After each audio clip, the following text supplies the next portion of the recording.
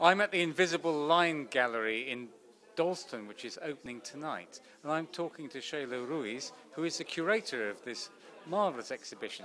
Sheila, tell me why you selected these works. Well, first of all, we selected them because they're beautiful. Second of all, we selected them because they work really well together. We wanted to bring a group exhibition to the opening of the official opening of the Invisible Line. And it's an old-fashioned idea, isn't it, beauty? We're not trying to be fashionable. I would say, yeah. I think ultimately that's just our criteria. I think art is about beauty.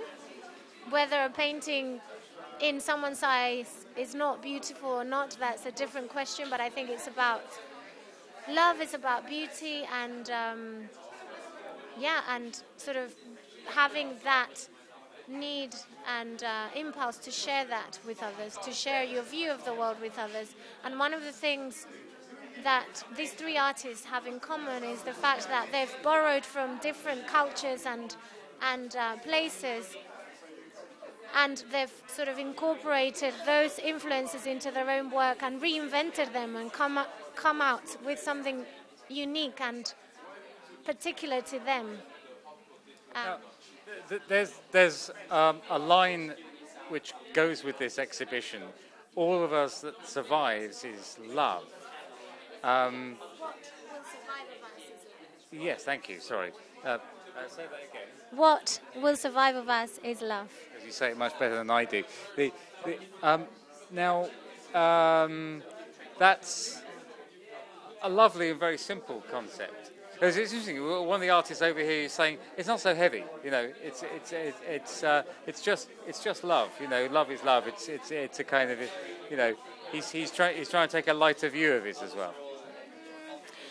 I think it's not taking a lighter view. I think it's taking a sort of optimistic and positive view on things. So you can go through a lot of hardship, pain, trouble, anything, you name it.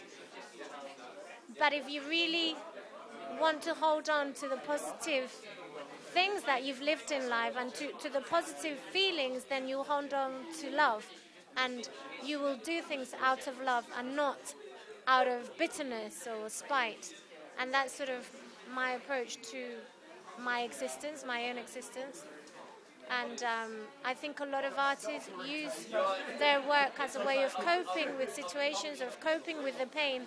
And so in doing that, they're expressing love.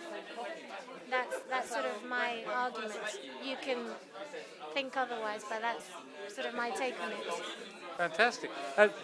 So how can, I think what a very important thing to mention here is that this is a beautiful this is a beautiful space, and it's also very welcoming to local people. We live just around the corner, so how do you see the space developing?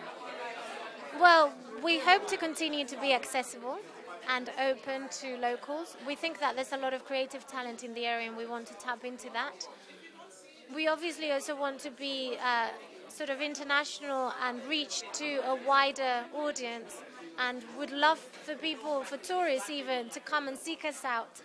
We're not part of like a museum street or anything like that. So we are sort of like a hidden gem that you have to seek out, and that's okay with us.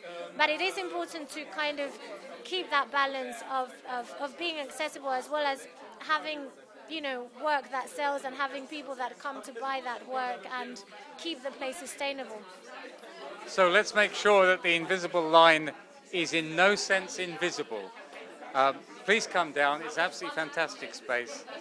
This is Richard Hearing for Vision on TV, Head Mix Channel.